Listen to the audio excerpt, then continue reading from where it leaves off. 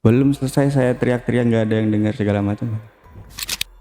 Tahu-tahu muncul tangan Dari samping. Kan saya posisi ini tengadah gitu ya ya. tengadah gitu. Muncul tangan. Kayak gini meluk saya gitu. Dari bawah. Dari samping. Iya dari bawah. Maksudnya kan tidur kan berarti dari bawah gini Iya. gini kan. Pelan. Oh. Set gitu. Terus beberapa kali saya ini, tapi saya posisi nggak lindiin, nggak ketindihan ya bang ya, beneran ini. masih sadar gitu, masih sadar. Ya otomatis saya langsung nutup selimut gitu kan, biar nggak ngelihat gitu. Dari situ dia mulai ketawa tuh, ketawa yang melengking tadi, ya gitu, sambil ngucap kayak gini, ayo metu melu aku.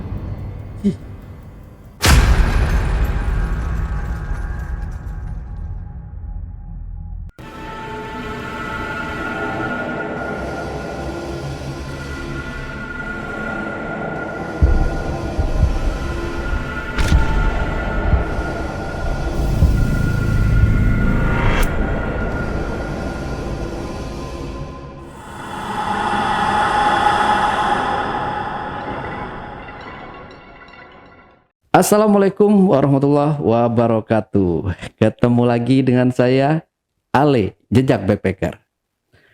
Dalam obrolan misteri Jejak Backpacker kali ini, kembali saya menghadirkan seorang narasumber yang pernah mengalami kejadian mistis.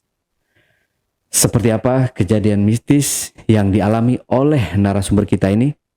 Langsung aja kita sapa narasumbernya. Assalamualaikum, Bang Fikron. Waalaikumsalam bang. Bener ya Bang Fikron ya? Betul. Iya. Bang Fikron, terima kasih. Ini udah hadir di studio Jejak Backpacker. Tadi aman perjalanannya Bang? Aman bang, ya walaupun ada sedikit kendala ya. Paling macet. Iya. Ya wajar lah gitu ya.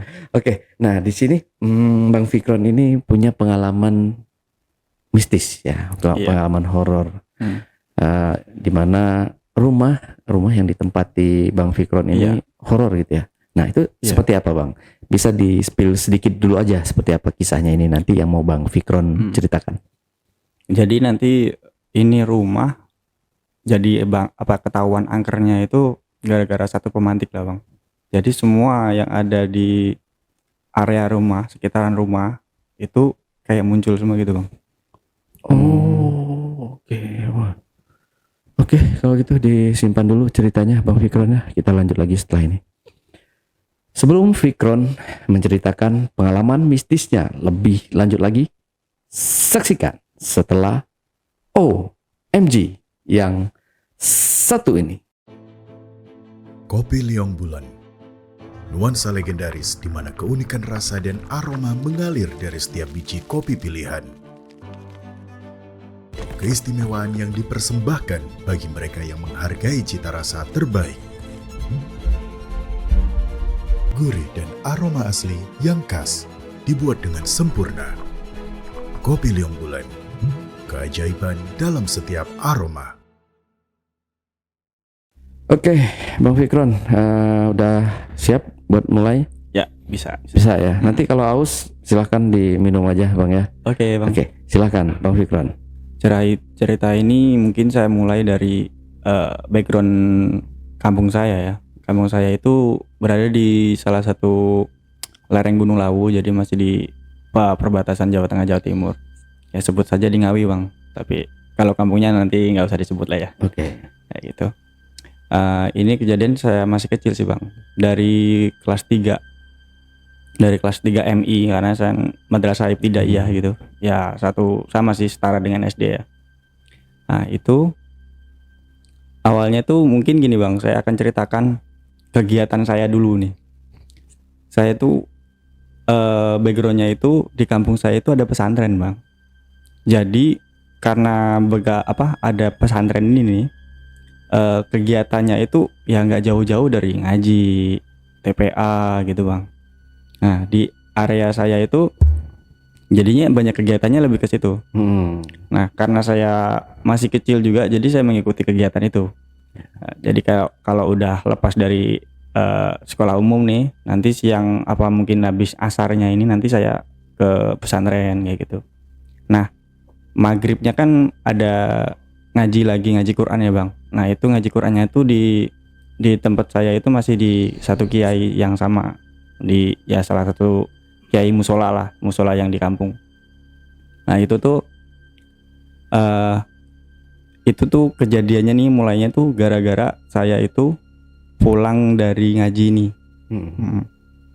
Nah suatu ketika nih singkat cerita ya bang ya, di satu malam lah itu tuh nggak tahu kenapa saya dapat giliran terakhir ngajinya bang. Udah mau isak juga nih. Nah tapi saya nggak mau isyaan, saya mau langsung pulang. Nah masalahnya gini bang, musola itu tuh kan di area tengah ya, nanti ada persawahan gitu. Tapi di tempat kiai saya ini rumahnya tuh di paling ujung deket sungai. Nah kalau mau ke sana itu dari musola itu kita harus ngelewatin perkebunan, kebun kecil lah gampangnya. Kebun kecil. Terus kalaupun saya nanti mau pulang ke rumah saya itu tuh harus nyebrang kebun ini juga. Ya memang nggak jauh sih, kebunnya nggak gede-gede banget, paling cuma kalau dibangun rumah bisa sampai 3 rumah gitu. Nah singkat cerita, tadi kan saya sempat cerita kalau saya telat ngajinya paling giliran terakhir ya. Saya mau pulang nih bang nih. Pas saya pulang itu saya potong jalan lah lewat tengah kebun ini bang. Nah karena kita itu tuh jarang banget yang namanya pohon kelapa bang. Pohon kelapa kan paling banyak biasanya di pantai ya. Nah ini ada satu pohon yang tumbuh bang di kebun ini. Tiba-tiba di kelapa ini ada yang jatuh bang kelapanya. Pohon kelapa ini ada yang jatuh. Ya namanya anak kecil pasti refleks ya, seneng dong ada kelapa jatuh. Saya samberin bang. Saya ambil nih kelapanya. Saya cari-cari, ketemu bang kelapanya. Saya ambil. Pas saya ambil bang, itu kelapa tahu-tahu berubah jadi kepala bang. Yang tadi kan ada kayak bekas batangnya gitu ya, batang di kelapa itu kan. Itu jadi rambut. Kan posisi pas saya angkat itu baru saya balik kan. Pas saya balik tuh kelapanya mulai muncul muka gitu. Mukanya menyeringai gitu. Giginya itu, masalahnya giginya itu taring semua. Terus matanya itu kedip terus gak berhenti. Gini terus. Kalau orang sih nyebutnya tuh, kalau di kampung saya nyebutnya gundul plecek. Gundul plecek. Tapi kalau orang umum sih biasanya namanya tuh gundul beringis.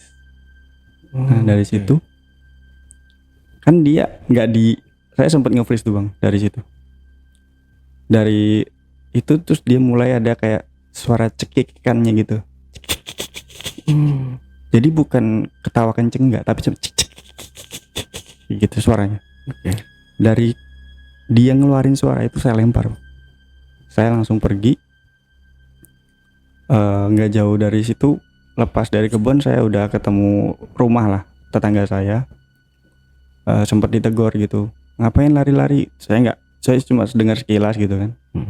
Saya nggak hirauin, saya masuk rumah. Saya kunci rumah bang. Di situ tuh saya kejadiannya tuh jadi kayak gimana ya?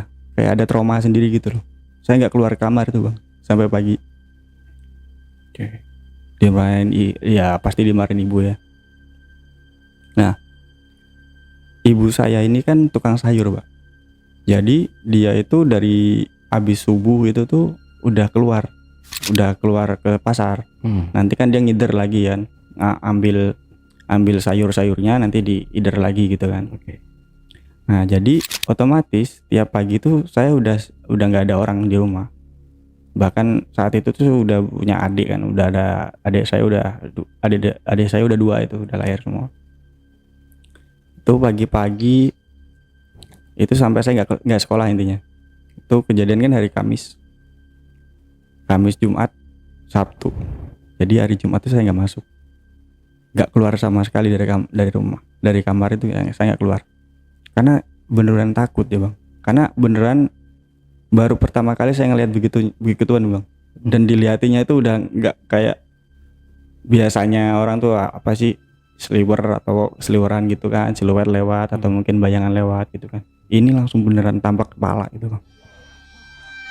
Kepikiran itu 1 hari bang, 1 hari full tuh nggak keluar rumah. Ketahuannya itu pas masuk maghrib pagi, dimarahin lah sama ibu saya, kamu nggak sekolah, nggak keluar rumah, nggak iniin anak adik-adikmu gitu. Udah lewat dari situ, selang beberapa hari nih bang, ya lanjut dengan kegiatan yang lain ya bang.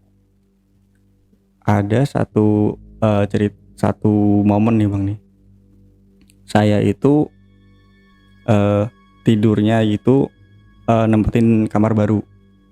Oke. Jadi di area belakang tuh dibangun kamar baru gitu. Karena kan adik saya cewek semua. Nah, saya kan cowok sendiri. Di rumah itu ya isinya lebih banyak cewek kan daripada cowok. Karena udah lumayan gede, jadi mau dipisahin gitu, Bang. Nah, saya baru pertama kali nempatin kamar itu.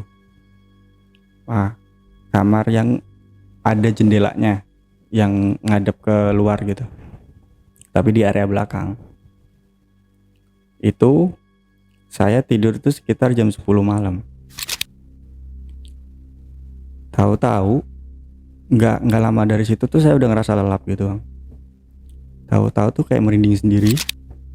Terus ini badan tuh rasanya nggak bisa gerak. Tapi saya teriak-teriak itu nggak ada yang denger. Terus mau nengok ke kiri ke kanan juga nggak bisa. Kalau orang sih nyebutnya ketindian ya. Nah itu. Belum selesai saya teriak-teriak nggak ada yang dengar segala macam bang. Tahu-tahu muncul tangan dari samping. Kan saya posisi ini tengadah gitu ya, ya. tengadah gitu. Muncul tangan kayak gini meluk saya gitu. Dari bawah. Dari samping. Iya, dari bawah. Maksudnya kan tidur kan berarti dari bawah gini Iya. kan.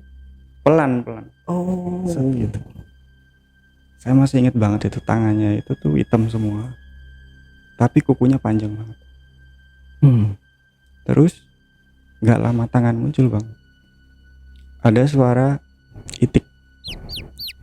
Suara apa? Labu ayam, anak ayam itu loh. Pik pik gitu. Terus setelah dari situ ada yang ketawa. Ketawanya tuh melengking gitu. Kayak gitu tuh. Habis dari situ tuh bang, kan memang mata masih bisa kemana-mana ya, tapi badan nggak bisa gerak. Mau minta tolong sampai teriak-teriak kayak gimana tuh nggak denger nih masalahnya. Saya nyoba ngelihat tangan tadi kan udah kelihatan banget ya. Itu udah makin shock gitu loh bang. Ya, wah ini gimana nih gitu. Harus gimana nih kayak udah. Tapi masih nggak bisa gerak. Ini fix bukan orang gitu kan. Kalaupun ibu saya yang ngapain sampai apa cosplay kayak gitu kan nggak mungkin ya gitu. Pas saya ngelihat dari ujung mata saya sebelah kanan ada sosok rambutnya panjang, nggak lurus gitu nggak, tapi rambutnya panjang nutupin setengah muka gitu. Tapi mukanya bang hancur sehancur-hancurnya. Kayak ada belatung-belatungnya gitu. Matanya itu kalau pupil kan hitam ya. Iya. Nah ini putih semua. Putih tapi ngeluarin darah gitu. Bisa bayangin bang. Iya, serem banget. Sambil dia ketawa-ketiwi kayak gitu terus. Tadi kan yang tangannya kan begini ya. Jadi itu posisi dia miring.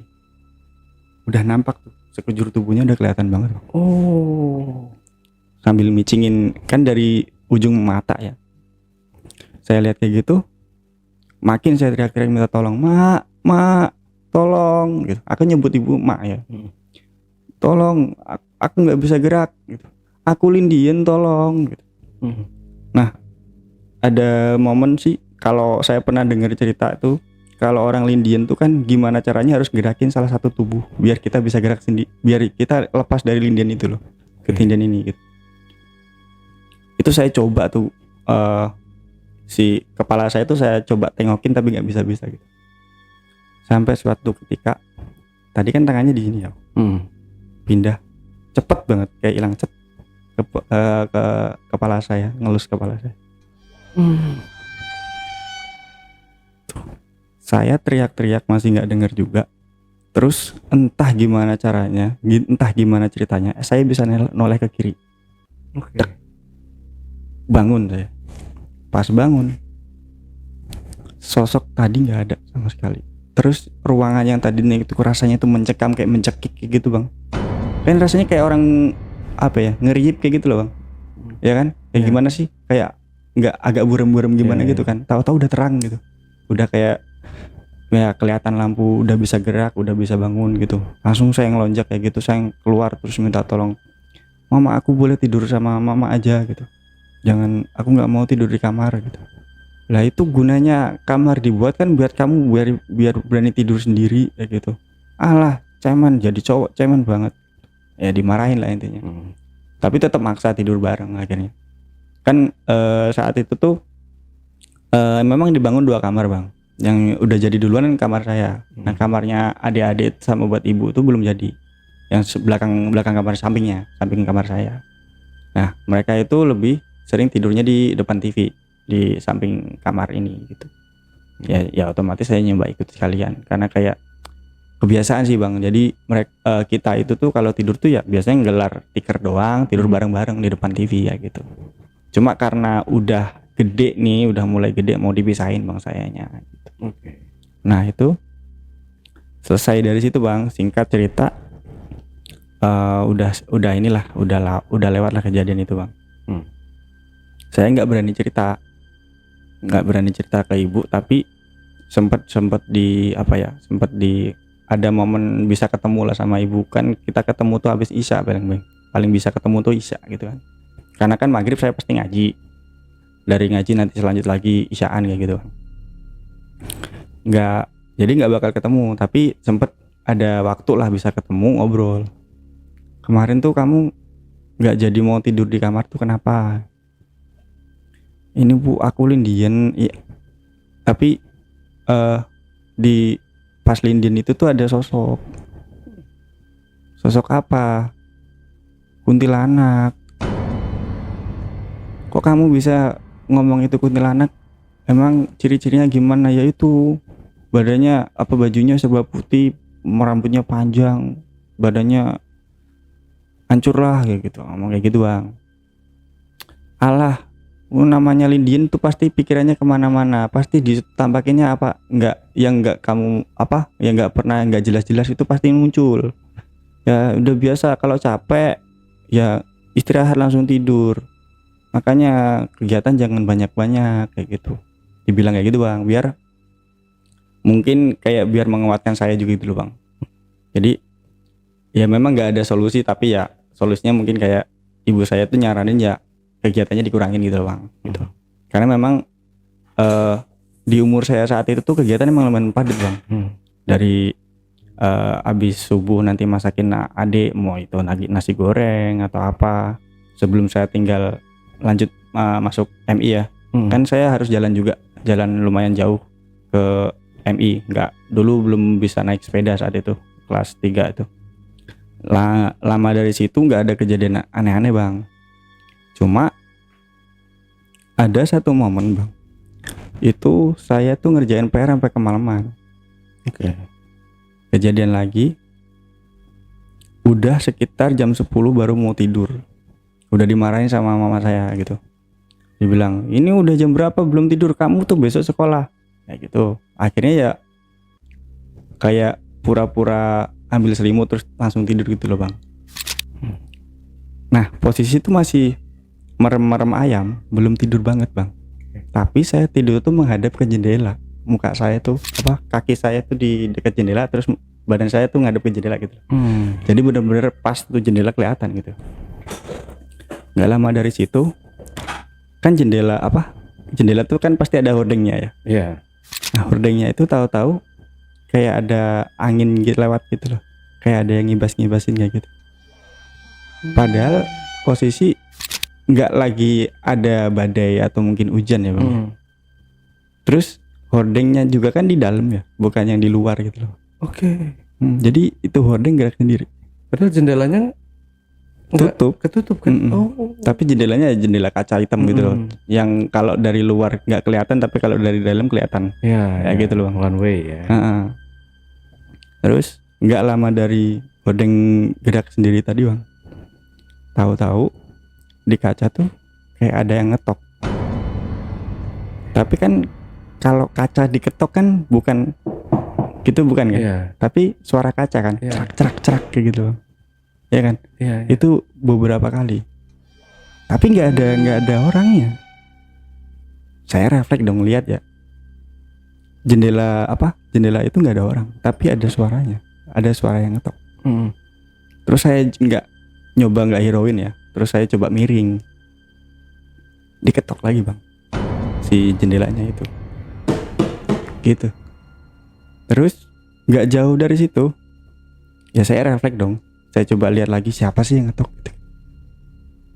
Masa sih kerikil, mungkin ada yang lempar kerikil, tapi kalau suara kerikil kan nggak kayak gitu ya. Masa ada jelas banget kayak orang ngetok gitu kan. Beda loh. Kalau kerikil dilempar kan sekali doang ceprak gitu kan suaranya. Ya ini kan nggak kayak orang benar ngetok kan. Ya gitu bang. Yang kedua kan saya refleks kan dari miring tadi, terus saya ngeliat lagi.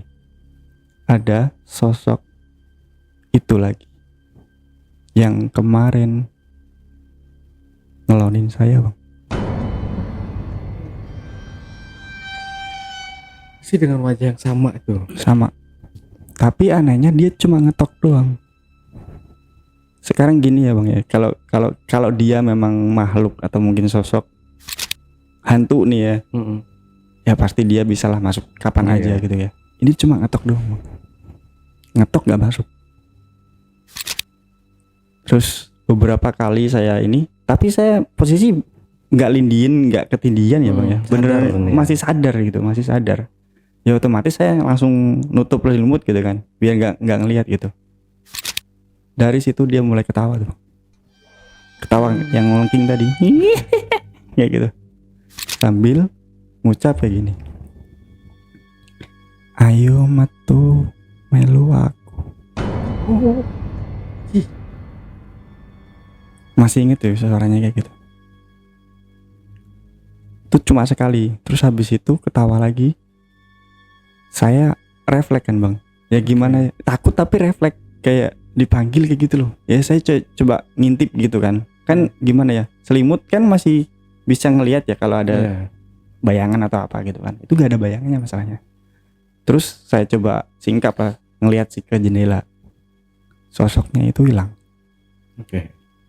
Udah tuh dari situ langsung saya nyoba ngenidurin diri gimana caranya lah biar tidur, sampai ya akhirnya tertidur juga sampai pagi. Itu saya nggak ceritain. Jadi mungkin kalau tadi rep-repan atau ketindian ini kan mungkin halusinasi, tapi yang kedua ini beneran gitu. Berarti sosok yang tadi di ketindian itu tuh beneran ada. Terus saya sampai saat itu tuh udah nggak ada kepikiran aneh-aneh. Saya nyoba ngelanjutin hidup lah ya gitu. Nggak inilah, oke lah. Ini mungkin saya mulai ada gangguan ini gitu. Tapi kenapa baru ini ada kejadian-kejadian semacam ini? Terus nggak jauh dari situ, ini bang, saya berangkat lumayan pagi, sekitar 5:30. Saya nggak masakin adik-adik karena memang saat itu saya udah nyiapin mie. Nah adik saya yang paling besar itu udah bisa masak mie lah. Tapi masaknya itu cara cepet, kayak pakai termos doang gitu loh bang. Oh iya. Kan kalau saya kan masih saya, ya gitu, ya biar cepet gitu kayak. Karena saat itu saya mikir tuh kayaknya pengen buru-buru nyampe ke MI ini gitu. Takut telat, walaupun nggak bakal telat karena saya berangkatnya lumayan pagi juga. Itu pagi buta, masih ada embunnya. Jadi matahari itu memang udah mulai muncul gitu, tapi masih lumayan gelap bang posisinya. Nah ini saya belum cerita ya soal spot rumah saya gitu. Di depan rumah saya itu sebelah sampingnya itu tuh ada kebun juga bang, tapi kebun mahoni. Emang ditanaminnya mahoni. Cuma di ujung kebun ini dekat rumah saya itu paling depan itu ada kuburan. Dan kuburan ini tuh memang udah ada dari sebelum rumah saya dibangun tuh udah ada. Kuburan Gitu. tua lah ya. Kuburan lama, jadi kayak satu kotak gitu, satu kotak doang dikotakin pakai ya di plester doang gitu loh bang, kayak gitu. Pas saya keluar ya saya sempat nengok sedikit gitu, ya nggak sengaja nengok doang kan, saya dari dapur langsung keluar gitu kan, sambil ngomong tadi ngebriefing adik-adik saya ini. Itu tahu-tahu bang, dari sebelah barat, berarti sebelah samping rumah saya menuju ke timur, kan rumah saya satu-satunya rumah yang madep timur di kampung saya tuh, satu-satunya rumah yang madep timur tuh rumah saya aja, jadi gampang aja ngejelasinnya barat timurnya gitu ya. Iya. Itu ada sosok nenek-nenek pakai kemben warna merah agak bungkuk, bawa satu kresek bunga 7 rupa lah gampangnya. Jadi pelan gitu, jalannya pelan banget, pelan ya. Saya merhatiin dulu lah sampai dia mau kemana ini gitu. Masalahnya ada jalan loh di depan rumah saya itu, ada jalan umum gitu. Jalan orang lewat mah udah biasa, lalu lalang motor juga bisa masuk gitu kan, mobil juga lewat depan rumah gitu. Dia ngapain dari kebun dari barat itu kan menuju ke arah kuburan. Pas nyampe di kuburan, dia buka kreseknya, ditabur tuh kuburannya bang. Itu sekali, saya nggak hirauin ya, mungkin memang salah satu kerabatnya gitu ya. Ya saya nggak hirauin gitu. Beberapa hari kemudian kan saya mastiin itu bunga itu beneran ada nggak ya. Itu bunganya ada bang. Dan pas saya make sure itu tuh si bunganya udah layu kan. Besoknya saya kejadian lagi bang, berangkat pagi, ini nenek-nenek datang lagi. Dengan posisi yang sama, keluar dari sebelah barat, jalan pelan, nyampe di kuburan nyekar dengan bunga yang sama, jadi kayak bunga kantil ya, pokoknya bunga kembang 7 rupa itulah, mawar gitu. Kayak gitu. Yang kedua sih saya hanya refleks aja, tapi belum sempet kayak nanya-nanya karena saya buru-buru saat itu. Terus ada satu momen lagi bang, dimana posisinya bunganya lah udah mulai habis, udah ada yang berterbangan, udah mulai layu gitu. Sosok ini datang lagi, tapi bajunya beda bang. Tadi kan saya bilang bajunya merah ya. Tapi tetap kebaya sama kayak jarik kayak gitu loh. Kayak jarik kayak gitu. Jalannya sama, tapi dia warna hitam. Nah, ini kan kayak wah ini ketemu lagi gitu kan. Gak enak kalau nggak nyapa, ya nggak sih? Ya. Udah 2 kali datang, tapi kayak saat itu ya namanya anak kecil, kayak udah mulai tahu sopan santun ya bang ya. Anggah ungguh lah kalau di Jawa. Ya saya coba sapa gitu bang. Monggo mbah gitu. Dia cuma nengoknya tuh juga pelan banget. Set tuh. Terus ngangguk doang sambil senyum. Udah nyekar lagi. Creepy gak tuh? Saya sampai sekarang masih merinding bang. Udah tuh saya pergi aja udah. Kayak disapa doang gitu. Gak lama dari situ bang, tiba lebaran gitu bang. Pas lebaran kan kita ya biasa ya, namanya anak kampung, orang kampung kan pasti keliling ya bang ya. Keliling kampung ya. Nyari THR ya. Ya salah satunya itu. Gitu. Itu tuh kayak saya tuh ada misi gitu. Mau nyari rumahnya si mbah ini. Saya itu sampai mencar gitu sama pemuda-pemudi yang lain, karena ya pengen tahu nih sudut-sudut mana sih yang belum saya datengin, rumah mana yang saya belum datengin gitu.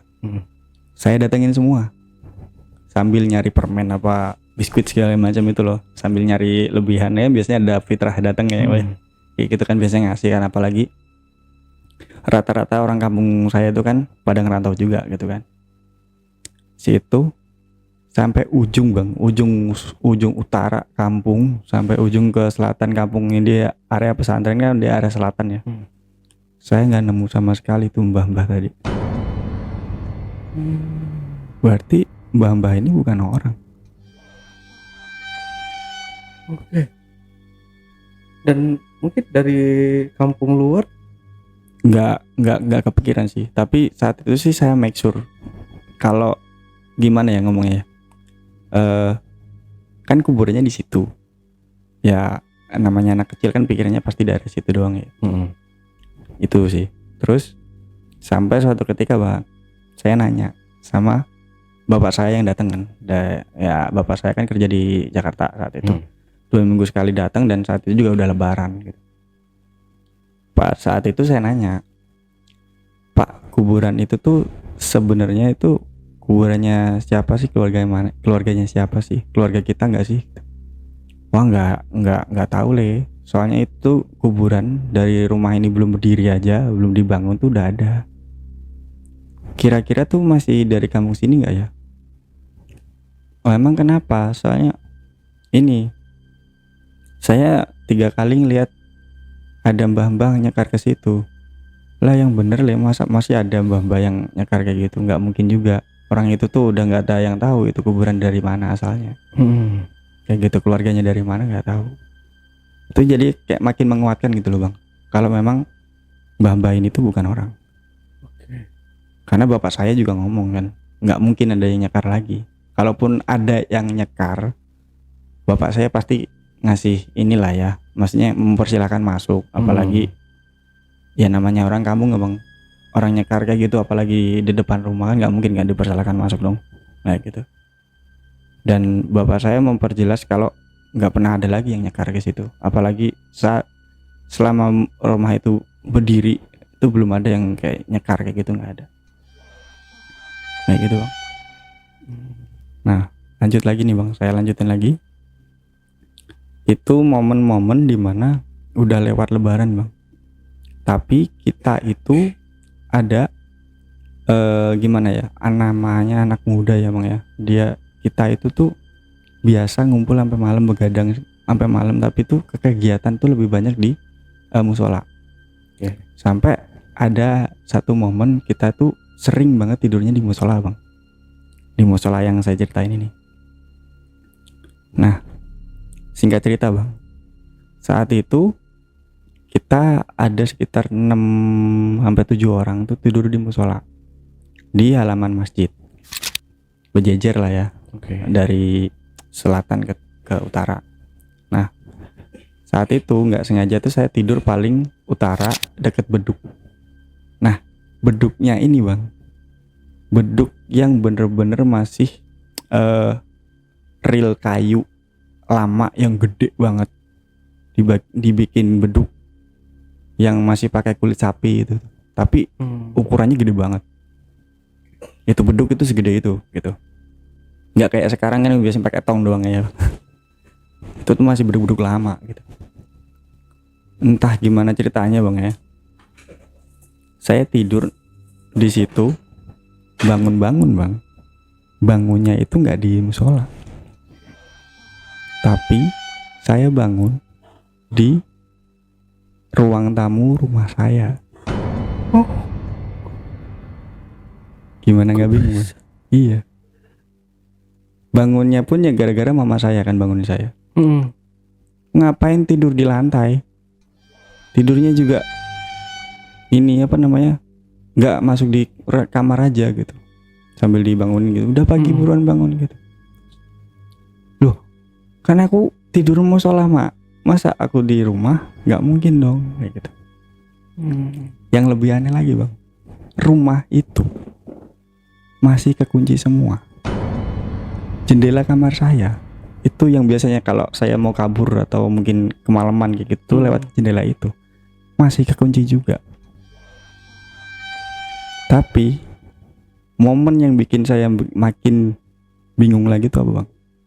Saya nggak pakai sendal. Sendalnya ada tinggal di musola. Sendalnya itu ada di musola. Gimana nggak bingung bang? Karena teman-teman saya nyariin saya, sendalnya ada, orangnya nggak ada.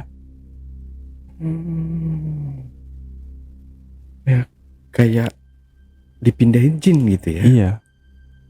Karena ini ada cerita sih. Jadi di musola itu tuh memang lumayan penunggunya tuh si jinnya ini lumayan strict gitu bang. Kita najis sedikit ada aja ceritanya. Soalnya udah kejadian, berarti saya yang terakhir nih. Sebelum saya itu ada kejadian juga. Dulu adalah salah satu pemuda lah yang udah lumayan tua gitu. Tidur nggak sengaja ngiler, tahu-tahu dipindahin di rumah sebelah musola. Masalahnya dipindahinnya gak kayak saya. Dia di kolong kasur. Di bawah kasur. Kayak gitu. Jahil banget ya. Jahil banget. Terus ada satu kejadian setelah saya. Oke. Di depan musola itu tuh ada kayak taman-taman gitu ya. Ya biasa kita buat main gitu ya bang ya. Kayak lapangan kecil gitu. Nah di sebelah timurnya itu ntar ada rumah. Nah rumahnya ini nih anak tertuanya itu baru nikah. Anak tertuanya ini cewek. Suaminya otomatis ngikut di situ ya. Ya anggap aja pendatang baru. Ya bang ya. Dia cerita katanya pas puasa kemarin habis baca, ya kita kan khataman Quran kan biasa ya. Habis khatam Quran itu dia ketiduran di area tengah. Tapi dia sadar kalau dia tuh lagi digotong mau dibuang ke sungai. Jadi dia sadar kalau lagi diangkat, digotong, mau dibuang ke sungai. Mungkin dia ada kelebihan kali ya bang ya. Oke. Dia sampai nyautin. Pas cerita dia nyautin kayak, "Hayo, arep go ning ndi ayo." Nah, pas dia ngomong kayak gitu, dibalikin lagi bang ke musola. Nah, itu memperkuat memperkuat saya kalau untuk saya mau cerita itu. Soalnya udah lumayan rame kan. Yang masalah sendalnya ada, sendalku ada, orangnya nggak ada itu. Kan udah rame orang 6 orang ini pada nyariin juga. Sampai jadi diolok-olok. Kalau nggak mau tidur bareng di musola ya nggak usah kayak gitu sampai ninggalin sendal gitu loh. Nggak nanya nggak apa masalahnya gitu. Dari situ saya nyautin, "Bang, kemarin saya juga kejadian dipindahin bang." Kayak gitu. Walah, ya makanya mungkin kamu ngiler kali. Soalnya di sini tuh saya ini saya pastiin kayaknya sih yang nunggu itu nggak suka kalau nih musola tuh najis. Tuh bang, dari situ singkat cerita bang, kan bapak saya masih di rumah tuh. Ada satu momen malam hari itu kehabisan nasi kita bang, ya kan. Pas kehabisan nasi itu otomatis ya saya disuruh ngambil nasi ke tempat mbah saya. Yang saya cerita tadi di belakang rumah saya. Jadi tuh rumahnya mbah saya itu di belakang rumah saya, tapi harus ngelewatin kebun dulu, kebun jati yang nanti ada rumpun bambu gitu. Oke. Jalan setapaknya tuh dekat rumpun bambu ini. Karena saya mau mempersingkat waktu, udah lapar juga, ya saya lewat belakang jadinya, gak ngelewat jalan utama. Karena kalau ngelewat jalan utama harus muter bang, ngelewatin musola dulu, baru nanti nyampe ke rumahnya mbak saya. Kayak gitu.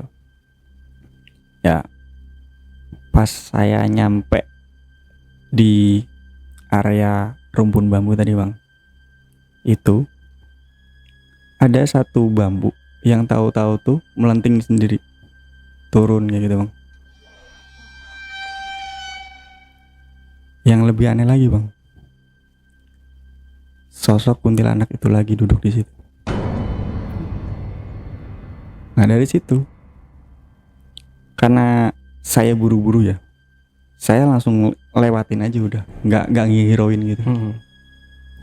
Yang lebih aneh lagi, pas saya balik, posisinya udah balik lagi, tapi pas saya ngelewatin rumpun bambu tadi, kayak gitu lagi bang. Mentelung lagi, duduk lagi, sambil cekikikitan. Udah ngibrit saya nih. Hibrid, bener-bener hibrid udah.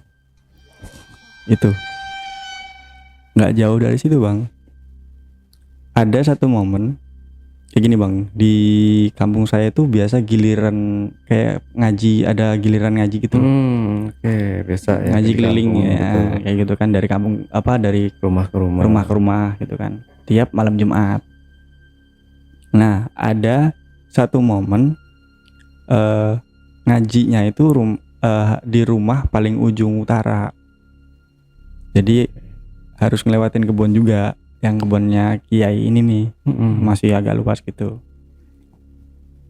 Karena saat itu tuh saya ngebawa berkat ya, maksudnya tentengan itu besek ya, besek buat lele saya dititipin ya, gitu kan. Nah saya lewat depan rumah biar cepet, terus nanti mau lewat belakang ini. Nah di depan rumah saya kan tadi ada kuburan ya bang ya. Nah kuburan itu tuh ada kayak jalur air, selokan gitu. Nah di jalur air itu kan, namanya jalan raya kan pasti dikasih lubang lagi ya buat ngasih jalur air ya, kayak jembatan kecil gitu loh bang. Gorong-gorong. Nah gorong-gorong. Nah di atas gorong-gorong itu kan biasanya dikasih dudukan. Ya betul. Ya kan, kalau di tempat saya nyebutnya bu.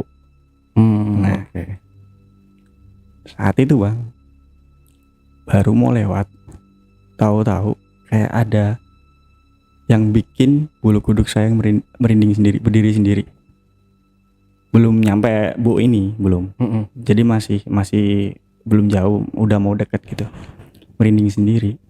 Pas saya ngelewatin bu itu, tahu-tahu ada yang duduk, sosoknya gede, hitam bang, matanya merah. Abang bisa nyimpulin itu apa? Serji Genderuwo. Lewat kan saya, lewat ngibrit. Yang tadinya saya bawa berkat banyak itu tuh nggak saya jadi anter, saya langsung masuk ke rumah. Terus seminggu kemudian bang, kan ngaji lagi, kejadian lagi, tapi tetangga saya, mas saya, ngelihat hal yang sama. Di posisinya dia duduk di situ juga, tapi teriak masalahnya. Otomatis saya refleks dong keluar ngelihat. Kenapa dia? Soalnya sampai banting pintu bang.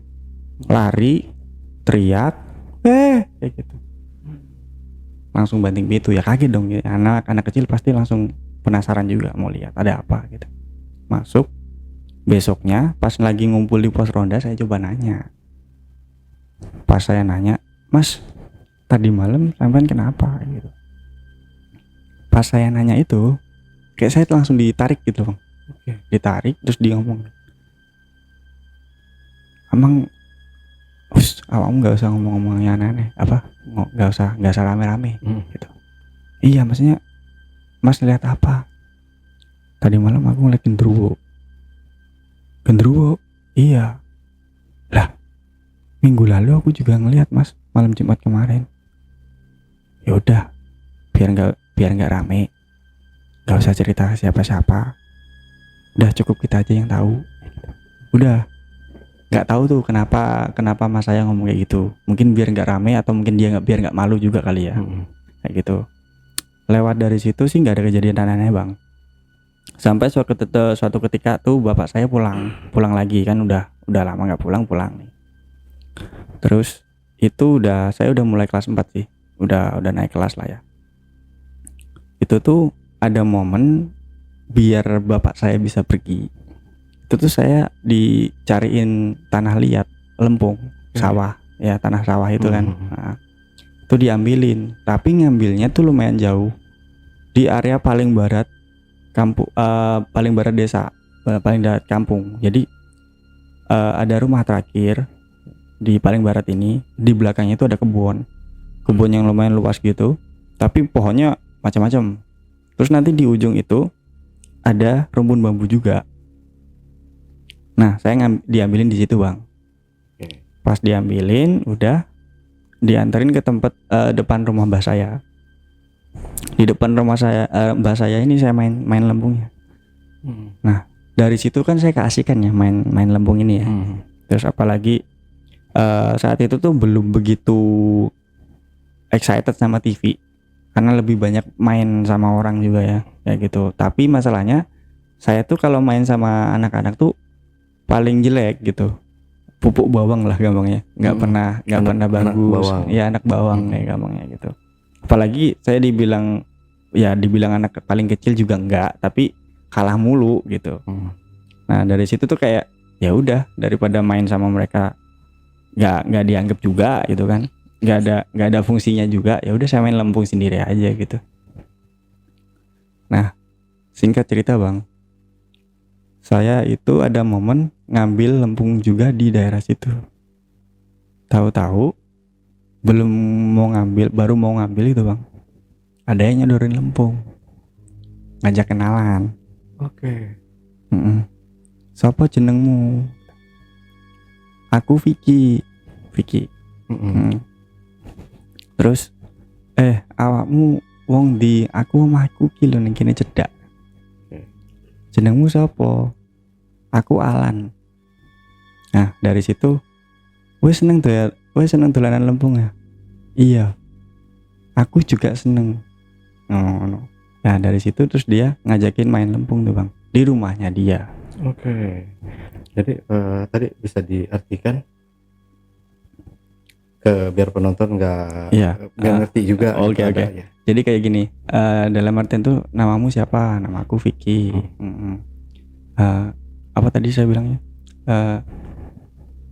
Kamu namamu siapa? Namaku Alan kayak gitu. Terus rumahmu mana? Rumahku deket sini kok kayak gitu loh. Oke. Jadi kayak bahasanya kayak gitu, terus diajakin ke rumahnya dia, main di rumahnya dia. Oke.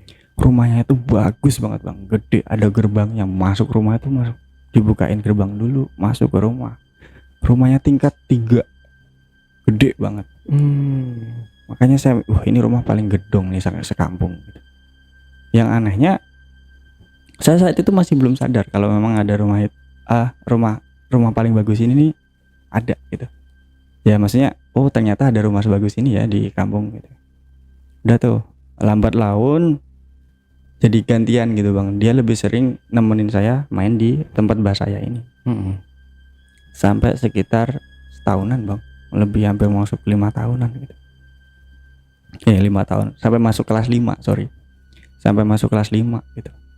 Pas udah kelas 5 itu tuh tetangga saya ada yang jengkel lah sama saya, karena nih dilihat itu kayak saya tuh lebih sering mainan mulu nih sama main lempung sendiri gitu. Dibilangnya main lempung sendiri bang.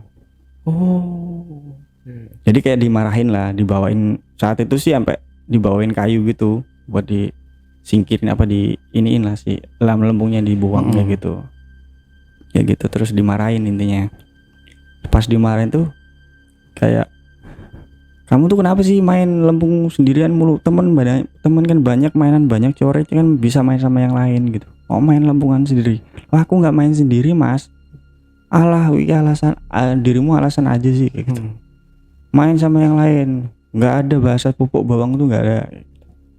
Saat itu nggak saya heroin, cuma ya saya diemin doang. Dia nggak nangkep omongan saya tuh kalau saya tuh main nggak sendiri.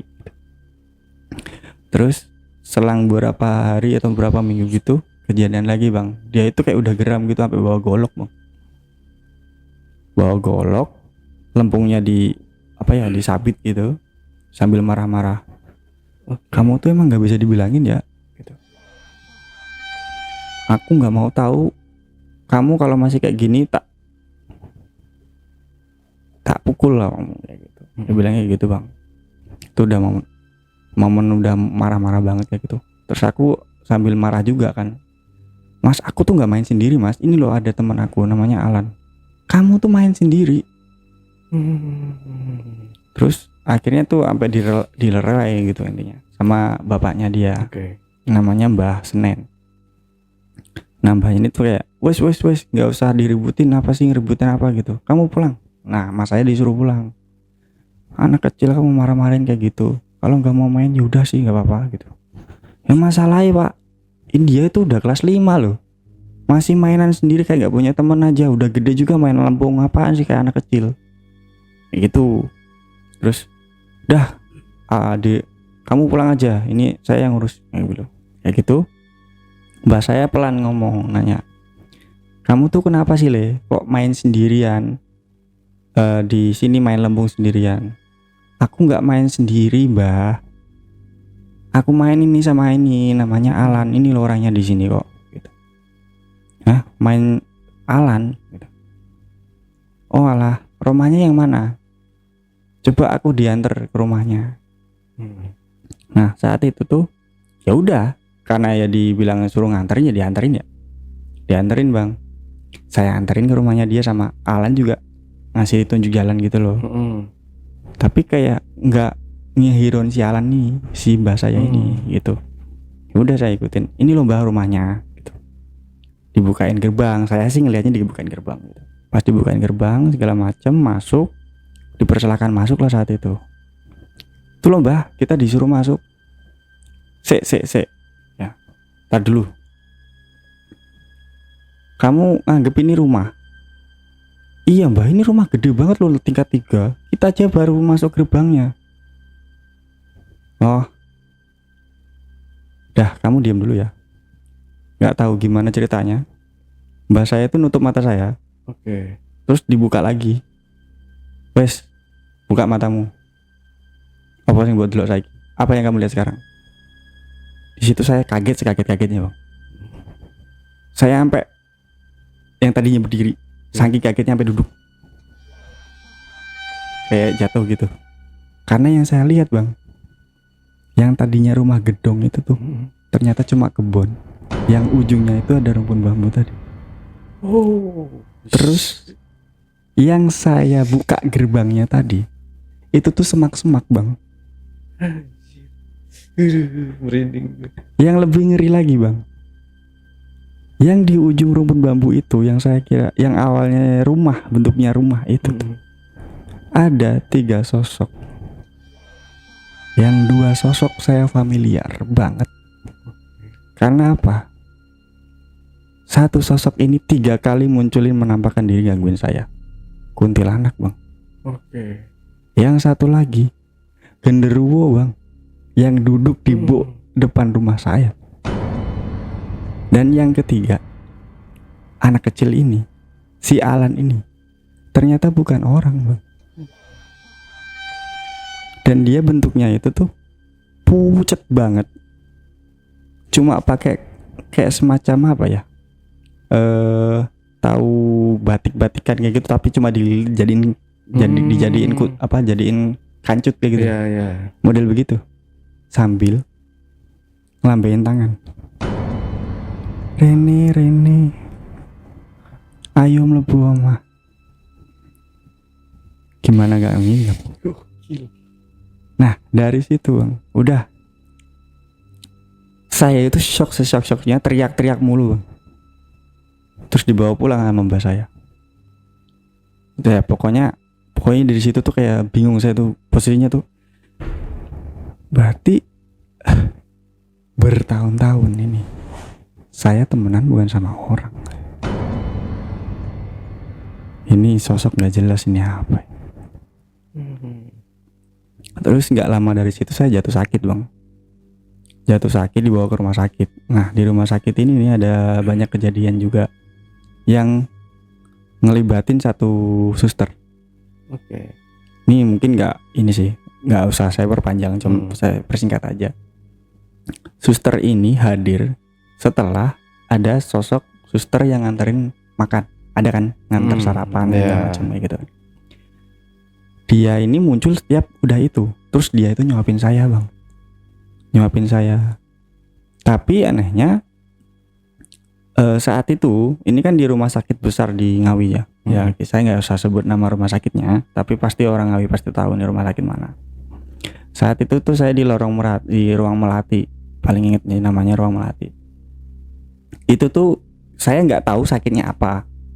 Mungkin saya nggak perlu tahu mungkin ya. Jadi saya nggak tahu juga sakit saya apa, tapi emang lumayan parah. Karena apa? Saat itu tuh kalau nggak salah itu sampai berminggu-minggu saya di situ. Dan sering dikasih tabung besar itu loh bang. Kalau nggak diinfus di tangan, tadi hidung. Oke. Sakitnya sampai segitunya gitu. Dan lama. Tiap dia ini sosok muncul itu kalau habis makanan datang nyuapin saya. Tiap sore itu tuh dia nyopotin info saya, ditaruh di atas kayak gitu, ditaruh di saya dikasih di kursi gitu loh, tahu kan yang kursi jalan itu. Nah diajakin muter tuh taman situ. Itu sering sekali kejadian seperti itu, tapi saya agak lupa namanya karena udah lama juga sih. Nah usut punya usut bang, pas saya mau pergi kan saya nanya, mau pamitan lah intinya. Terus yang biasanya nganter saya, yang biasanya nyuapin saya kemana ya, saya mau pamitan mau pulang gitu. Nggak ada yang model begitu mas di sini, kayak spesialis banget ya gitu, kayak gampangnya ya gitu. Terus kayak ngomong lagi, intinya si suster ini tuh ngomong kayak gini, oh pantesan kamu tuh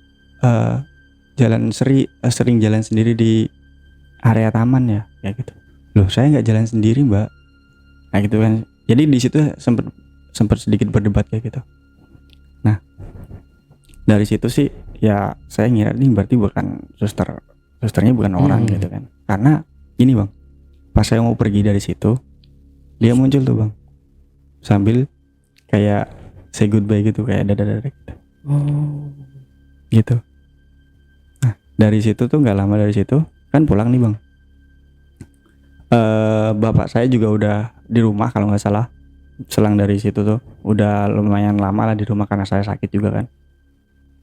Itu dia temennya bapak saya itu telepon. Dia itu orang Jawa Timur juga lah gampangnya.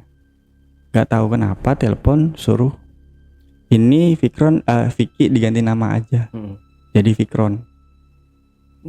Langsung dikasih nama gitu, maksudnya nyumbang nama nih si temennya bapak saya ini. Langsung dikasih selamatan segala macam. Yang bikin aneh lagi bang, tanggal lahiran saya juga diganti. Setanggal lahirnya juga diganti. Nah saya tuh kan 13 Juni. Aslinya 13 Juni. Itu tuh Sabtu Pon. Diganti jadi 29 Juli. Itu Rabu Wage. Jadi dan cuma beda bulan sih ya kan. Jadi beda bulan nih, ya dimundurin juga gitu. Jadi kayak otomatis diganti semua. Nggak tahu kenapa pas saya pokoknya nyampe rumah langsung diselamatin dan diganti nama. Usut punya usut, karena ternyata tuh si keluarga ini tuh masih mau gangguin saya, masih mau ngikut ke saya. Makanya identitas saya tuh kayak dihilangin, namanya pun diganti biar nggak dicariin lagi. Kayak gitu bang ceritanya. Jadi sampai sekarang masih yang dipakai ya Vikron ini. Ya, jadi tanggal lahir saya juga udah ganti, bukan pakai yang tanggal lahir asli saya. Makanya 29 Juli. Gitu. Ya hampir sama kayak saya ya. Saya juga sebenarnya tanggal lahirnya tuh bukan 27 November. Aslinya ada lah gitu. Cuma sama orang tua tuh diubah atau gimana gitu. Karena takut sesuatu hal terjadi disalahgunakan orang apa segala macam kayak gitu kan, untuk hal-hal yang buruk gitu tadi. Oke, Bang Vicky atau Bang Vikron ya. Nah ini kan tadi saya yang creepy banget nih yang di masjid nih. Karena sama persis apa yang dialami oleh orang di kampung saya dulu. Ada juga. Jadi tiduran di masjid. Dia kalau nggak salah tuh capek apa dia ya. Tiba-tiba bangun di mana bang? Di mana? Dalam beduk. Itu lebih parah lagi berarti. Dalam beduk, wah heboh itu satu kampung. Malam. Ya, mungkin dulu tuh penunggu musola tuh ngeri-ngeri memang ya. Iya, memang kebanyakan nggak sebenarnya jin itu kan ada di mana-mana ya. Memang nggak di mana aja. Tapi ada jin yang baik. Jin baik, jin yang jahat gitu. Kalau jin baik kan kebanyakan dia dari jin Islam ya, jin Muslim gitu. Jadi memang kemungkinan dia entah itu masih ada najis di badannya atau gimana, atau nggak cebok pipisnya gitu, dan dia tiduran di masjid. Jin Muslim ini kan nggak suka gitu dengan kayak gitu. Kemungkinan apa yang dialami Bang Vikron tadi itu ya bisa jadi ya masih kotor. Ya mungkin kalau aku sih ngiranya mungkin aku ngiler sih bang. Oh, ngiler itu tadi. Oh, Kayaknya iya. sih gara-gara ngiler tadi sih. Hmm. Soalnya kan tidur aku miring ya. Hmm. Ingat banget sih aku tidur tuh miring. Jadi kayak mungkin gara-gara miring ini tuh ngecas gitu kan. Hmm. Kayaknya dari situ tuh pemicunya. Soalnya bener-bener bangun-bangun tahu-tahu di depan ruang tamu dan kayak digeletakin aja gitu bang. Iya. Anehnya gitu Iya. loh. Dan yang bikin aneh lagi tuh saya lewat mana? Orang pintu masih tutup Betul. semua. Itu bener-bener mama saya itu baru mau buka pintu loh. Baru mau buka pintu depan. Nah saya itu ngecek jendela saya juga. Enggak dibuka. Belum dibuka. Nah, tapi kayak si nenek-nenek tadi tuh bener-bener udah nggak ada kabar lagi nih dia. Siapa dia nih sebenarnya? Iya, masih jadi penasaran sih sama saya. Cuma dia itu sempat muncul lagi tuh pas saya itu udah SMP. Itu ada kejadian tuh kan kebun sama kuburan ini tuh kayak banyak daunan gitu loh. Nah dia tuh sempat muncul lagi gitu, kayak dibersihin. Jadi tuh memang ini sih memang rajin banget sih bersihin kuburan gitu. Ya mungkin dari yang neneknya yang dulu apa anggota keluarganya juga, tapi yang udah nggak ada ya. Bisa jadi korinnya lah ya. Iya gitu. Ya karena dari pokoknya pemantik si gundul plecek ini bang sih. Dari situ aku sering banget lihat kejadian di rumah ini gitu. Apalagi suasana di perkampungan itu memang ciri khas kentalnya horornya tuh dapat banget ya. Iya. Segitunya lah pokoknya. Tapi rumah masih ditempati sampai sekarang gitu. Makasih lah bang. Cuma kan itu jatuhnya kan kalau saya kan sekarang udah domisili Bekasi ya. Ya buat pulang kampung aja. Oh iya, anak rantau juga. Iya ya, betul. Kita sama-sama anak rantau bang. Iya. Jadi kalau lebaran asiknya gitu kalau pulang kampung macet-macetan gitu ya. Iya. Kalau nggak macet nggak seru. Iya. Gitu. Jadi ada cerita gitu kalau kita sebagai anak rantau itu. Terakhir ada yang mau disampaikan lagi nggak nih kira-kira? Atau ada yang perlu disampaikan ke teman-teman di rumah sebelum kita akhiri podcastnya ini? Ini sih gampangnya, dunia gaib itu memang ada. Jadi jangan terlalu menyepelekan hal-hal gaib ini, karena jujur aja saya jadi keterusan gitu gara-gara satu pemantik yang nggak saya sengaja juga. Apalagi itu masa kecil yang harusnya jadi berharga buat saya gitu kan, tapi terbuang sia-sia karena ternyata yang saya anggap sahabat ini ternyata bukan manusia. Itu sih. Oke, Pak Fikron, terima kasih buat waktunya. Oke, Backpackers, setelah tadi obrolan misteri jejak backpacker bersama narasumber kita Bang Vicky atau Bang Fikron. Jangan lupa untuk selalu support channel YouTube Jejak Backpacker, subscribe, like, komen, dan share sebanyak-banyaknya video-video YouTube Jejak Backpacker. Dan buat teman-teman juga yang punya pengalaman menarik dan ingin bercerita langsung di studio Jejak Backpacker, teman-teman dapat menghubungi admin melalui nomor WhatsApp di 0852 1234 5683 atau di 0858 47683. Wassalamualaikum warahmatullahi wabarakatuh. Assalamualaikum. Oke, Bang Fikron, terima kasih buat waktunya. Sama-sama bang. Silakan diminum lagi, Bang. Iya, kayaknya aus banget nih.